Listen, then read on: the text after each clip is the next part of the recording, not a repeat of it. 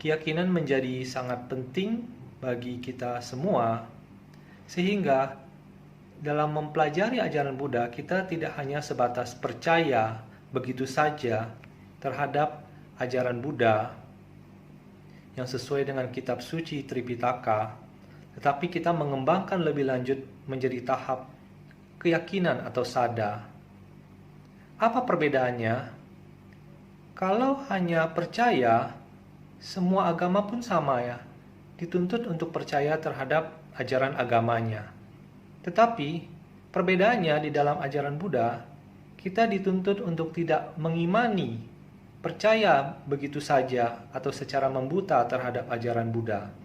Tetapi guru kita Sang Buddha menekankan perlunya penyelidikan Dharma, sehingga kita menjadi lebih paham dan lebih bisa menerima ajaran Buddha, lebih analitis di dalam menerima ajaran Buddha setelah kita mengalaminya langsung di dalam kehidupan kita sehari-hari. Apakah ajaran ini membawa manfaat bagi kita di dalam kehidupan kita sehari-hari? Memang di awal itu kita mulai dari percaya, lalu kemudian kita meningkatkan diri kita, spiritualitas kita. Begitu kita memahami ajaran Buddha, akhirnya kita pun menjadi semakin yakin di dalam Dhamma.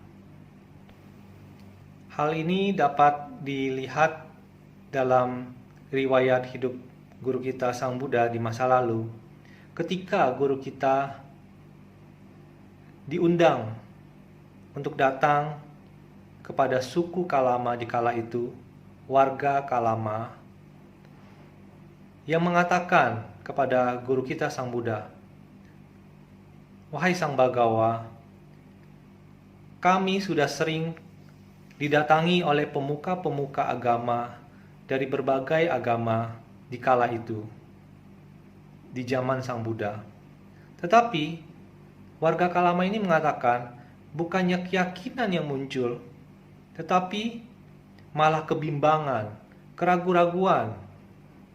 Semua pemuka-pemuka agama mengatakan ajarannya yang paling benar. Surga, kebenaran hanya ada pada agama mereka, sedangkan ajaran-ajaran lain itu keliru atau salah."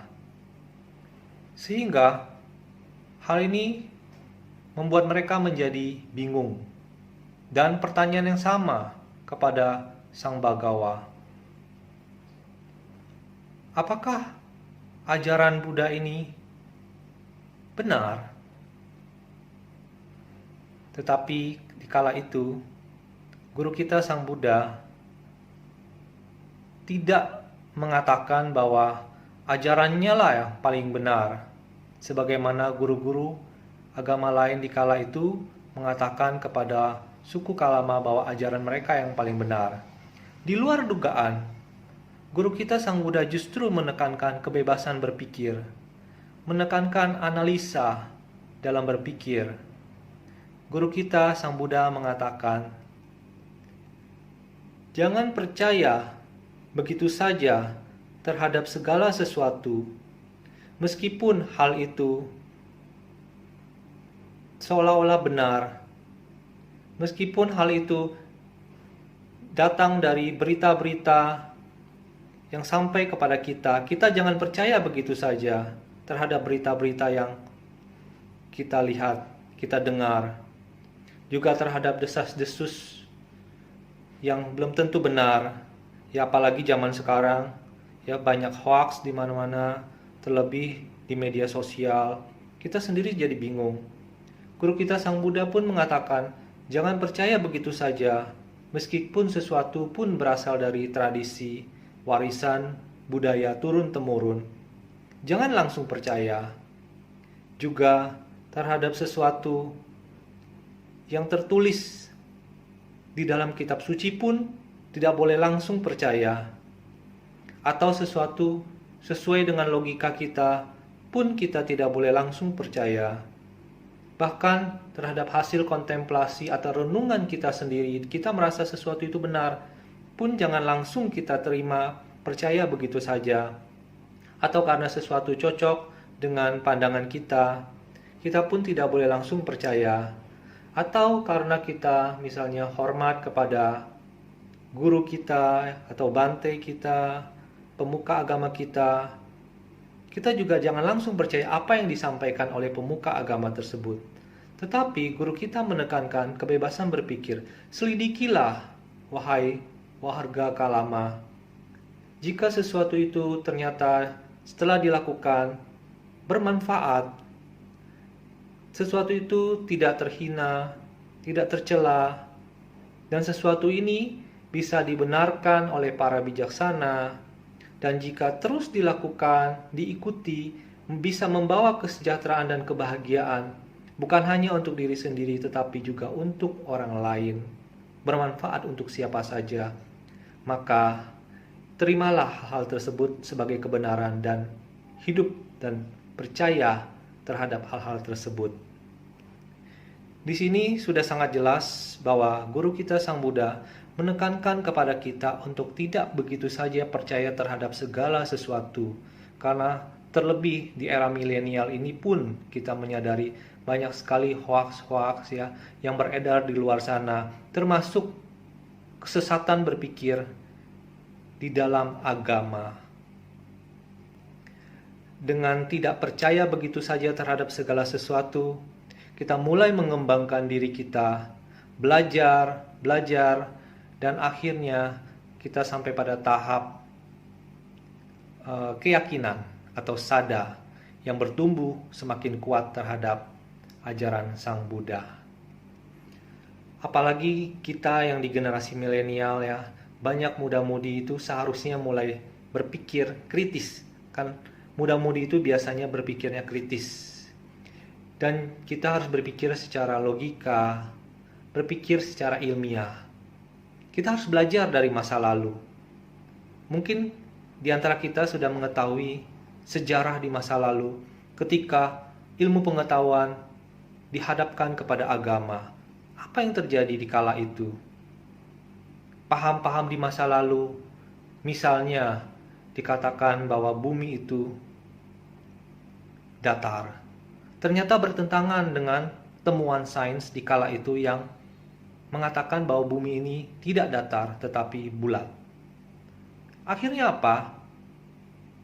Pandangan keliru agama pada waktu itu ternyata benar-benar keliru. Ya. Sesuatu yang dianggap benar secara umum di saat itu, yang menganggap bumi ini datar hanya karena dianggap bersesuaian dengan ajaran di dalam kitab suci, ternyata itu salah dan harus dilepaskan. Sains akhirnya membuktikan bahwa bumi ini bulat. Sehingga di kemudian hari dibutuhkan penafsiran interpretasi yang baru pada kitab suci supaya tidak terjadi kesalahan pemikiran di masa mendatang. Ini membuktikan bahwa kita tidak boleh percaya begitu saja terhadap ajaran bahkan kitab suci sekalipun, karena itu bisa saja terjadi kesalahan entah dalam penafsiran, ya, semua apapun itu bisa terjadi. Sehingga dalam hal ini kita pun membutuhkan penyelidikan terhadap sekalipun terhadap ajaran agama. Seseorang yang beragama seharusnya orang itu bisa berubah secara spiritual menjadi orang yang lebih baik, lebih bijaksana, dan hidupnya tentunya harus lebih bahagia. Jika terjadi sebaliknya, berarti ada yang salah, entah dengan cara beragamanya, kalau tidak ingin dikatakan ajaran agamanya keliru. Sebagai contoh, jika kita beragama, tetapi perilaku kita justru malah menumbuhkan kebencian, kebencian kepada sesama, kebencian kepada mereka yang berbeda agama. Dengan demikian justru tujuan beragama menjadi tidak tercapai. Dalam keseharian kita, misalnya kita menjadi bertambah kebenciannya, menjadi seorang pemarah. Ada yang salah di dalam kita belajar agama. Kalau tidak ingin dikatakan kita telah keliru dalam belajar agama. Sehingga sebagai seorang yang beragama seharusnya secara spiritual justru akan membuat hidup kita, perilaku kita menjadi lebih baik. Terbebas dari kebencian, itulah tujuan beragama yang seharusnya dimiliki oleh setiap orang. Tentunya agama seharusnya tidak mengajarkan kebencian seperti ini kepada umatnya. Sehingga jika ada agama yang seolah-olah mengajarkan kebencian kepada orang lain, hal itu sudah menyimpang dari ajaran agama yang seharusnya, atau mungkin cara kita berpikir beragama yang salah, dan ini harus diperbaiki. Demikian juga dari sisi yang lain, seseorang yang beragama seharusnya tidak justru menjadi tamak atau serakah. Keserakahan muncul dalam dirinya.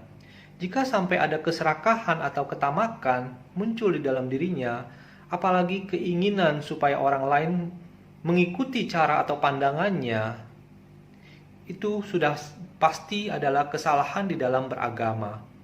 Beragama seharusnya membawa perdamaian buat kita semua, menjauhkan kita dari ketamakan, keserakahan, ambisius, sikap-sikap seperti itu, mengharapkan orang lain memiliki agama yang sama dengan diri kita.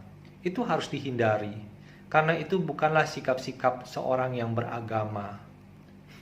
Kita tidak mungkin membuat dunia ini menjadi satu agama, tetapi kita dapat berkontribusi lebih baik terhadap dunia ini, agar lebih baik, lebih damai, dan lebih berbelas kasih.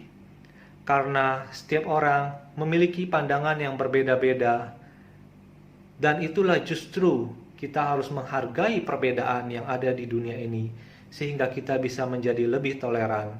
Barulah hidup kita bisa lebih damai dan bahagia, bukan dengan memaksakan suatu agama atau kepercayaan kita kepada orang lain, yang justru membuat dunia ini semakin terbakar oleh emosi, pertentangan, di mana tidak ada kebahagiaan di sana. Saya sering mendengar klaim-klaim tentang surga yang hanya dimiliki oleh agama tertentu, monopoli agama tertentu. Jika kita tidak mengikuti agama tertentu, maka kita dikatakan pasti masuk neraka. Menurut saya, justru cara berpikir yang sempit seperti itu yang membuat kita ke neraka. Dunia ini menjadi seperti neraka. Tidak perlu tunggu setelah kematian. Pertikaian atas nama agama, permusuhan, membela agama atas nama agama, bertikai sesama karena membela agama, bukannya justru menjaga perdamaian dunia ini, malah menyebabkan dunia ini semakin tidak damai dan bahagia. Baru-baru ini saya terima video ajakan berpindah agama. Dalam video tersebut, si misionaris mencoba membandingkan agama Buddha dengan agama yang dia yakini. Si misionaris online tersebut berargumen bahwa ajaran Sang Buddha itu mengajarkan hidup ini adalah penderitaan, sedangkan agama yang dia ajarkan adalah hidup ini penuh dengan anugerah. Dan kita disuruh memilih menderita atau memilih hidup ini penuh anugerah. Di sini kita bisa melihat betapa sempitnya cara berpikir si misionaris tentang ajaran Sang Buddha, yang dia pahami secara sempit dan keliru, dan sungguh sangat tidak etis menggunakan cara-cara seperti ini di dalam misionaris. Dan saya berharap umat Buddha pun tidak ada yang menggunakan cara-cara yang demikian di dalam penyebaran Dharma. Karena cara yang tidak etis seperti ini bukannya akan membawa kebaikan bagi sesama, tetapi justru akan membawa kita terjebak ke dalam pertikaian yang tidak perlu. Ajaran Buddha memang mengajarkan hidup ini ada dukanya. Jadi hidup ini bukan penderitaan, tetapi hidup ini adalah ada dukanya. Umat Buddha menerima tentang konsep ini, bahwa hidup ini adalah duka, yaitu hidup ini ada suka dan dukanya, bukan hanya hidup ini penderitaan. Dalam hal ini, guru kita Sang Buddha tidak mengajarkan pesimisme, si misionaris telah salah memahami ajaran Sang Buddha. Setelah mengajarkan hidup ini ada duka, ada penderitaannya, guru kita Sang Buddha juga mengatakan di dalam duka ini kita harus menemukan adanya penyebab dari duka. Lalu, setelah kita mengetahui penyebab dari duka atau masalah yang terjadi dalam kehidupan ini, ada solusinya. Dan guru kita Sang Buddha mengajarkan bagaimana solusinya. Bagaimana jalan mengakhiri duka atau penderitaan ini. Jadi beliau selama sepanjang hidupnya mengajarkan Dharma, itulah mengajarkan solusi kita bagi kita terbebas dari duka, terbebas dari penderitaan. Bagaimana ajaran seperti ini bisa dikatakan pesimisme? Karena guru kita Sang Buddha tidak berhenti hanya bahwa hidup ini ada dukanya, tetapi ada jalan untuk mengatasi dukanya itu. Dengan demikian, ajaran Sang Buddha adalah ajaran yang sangat optimis, bukan pesimisme. Jika kita hanya menganggap hidup ini sebagai anugerah, tanpa menyadari adanya duka di dalam kehidupan ini, kita justru telah melakukan sebuah kebohongan atau hoaks. Lagi pula dikatakan hidup ini adalah anugerah. Buddha justru menekankan bahwa hidup ini adalah berkah bagi banyak orang yang melaksanakan Dharma. Hidup ini bukanlah anugerah dari Tuhan atau dewa manapun, tetapi sesungguhnya kitalah yang menciptakan berkah-berkah di dalam kehidupan kita sendiri. Guru kita Sang Buddha mengajarkan hidup ini seperti roda yang terus berputar. Kadangkala kita berada di bawah. Memang ketika kita berada di bawah, hidup itu adalah duka. Tetapi roda ini terus berputar. Ada kalanya kita berada di atas, tidak selalu di bawah. Dan ketika kita berada di atas, itulah hidup kita tidak lagi duka. Ini sebuah ajaran yang sangat realistis dalam memandang kehidupan. Dan ketika kita berada di bawah dan menderita, janganlah kita menyalahkan Tuhan atau dewa atau siapapun sebagai penyebab masalah, penderitaan di dalam kehidupan kita. Jangan kita menyalahkan siapapun, karena bencana maupun anugerah bukanlah perbuatan Tuhan atau dewa atau siapapun, melainkan semua itu karena sudah ada hukum semesta. Hukum semesta yang mengatur semua itu, yang kita sebut dengan niyama. Seperti saat kita melihat pelangi di langit setelah hujan, kita tidak bisa katakan bahwa itu ada makhluk maha super yang menghadirkannya. Tetapi justru dengan adanya perkembangan sains, kita mengetahui bahwa pelangi tersebut berasal dari hukum fisika, hukum semesta yang bisa menjelaskan fenomena tersebut. Jadi sebagai umat Buddha, kita janganlah pernah mempersonifikasikan Tuhan sebagai sosok makhluk yang mengatur segalanya. Karena sesungguhnya Tuhan itu tidak dapat dipersonifikasikan dalam bentuk apapun, apalagi dikatakan memiliki sifat-sifat yang seperti manusia. Kita justru seharusnya memposisikan Tuhan sebagai otoritas yang tinggi. Karena jika kita memposisikan Tuhan dalam bentuk seperti yang personifikasi, kita justru membuat posisi Tuhan lebih rendah. Maka itu, ketuhanan di dalam ajaran Buddha menempatkan yang mutlak ini sebagai yang tertinggi di alam semesta, dan menempatkan yang Maha Esa ini dalam kehidupan ini pada posisi yang maha sempurna, yang hanya dapat dipahami setelah kita semua mencapai kesucian di dalam kehidupan ini, yang kita latih sesuai dengan petunjuk ajaran Sang Buddha, bagaimana mencapai tingkat spiritualitas yang tinggi itu. Buddha dengan kemampuannya telah sampai kepada tahap itu. Setelah guru kita Sang Buddha menemukan Dhamma, kebenaran ini, dia ajarkan kepada kita semua agar kita semua pun bisa terbebas dari penderitaan dan akhirnya mencapai kebahagiaan yang sejati. Hidup ini ada dukanya, Tetapi Buddha guru kita telah mengajarkan jalan pembebasan dari penderitaan. Dan ini adalah suatu ajaran yang sangat optimis, bukan jalan yang pesimisme dalam melihat dunia ini. Dengan demikian, jika ada orang yang mencoba mematahkan sadar kita, keyakinan kita pada Sang Triratna, kita harus mewartakan ajaran Buddha yang benar ini, yang realistis, yang terbebas dari pesimisme. Ajaran Buddha ini sangat optimis. Tunjukkanlah kepada mereka segala kekeliruan mereka. Namun kita harus lakukan itu dengan penuh kesadaran, supaya kita tidak terjebak di dalam sifat kita yang bisa saja kita akhirnya menjadi emosi.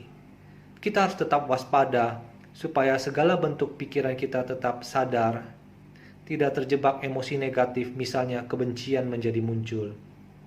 Karena itu, kebencian itu pun akan menjadi penghalang bagi kita di dalam perjalanan spiritualitas kita, di dalam pencarian kita untuk mencapai kebebasan yang sejati.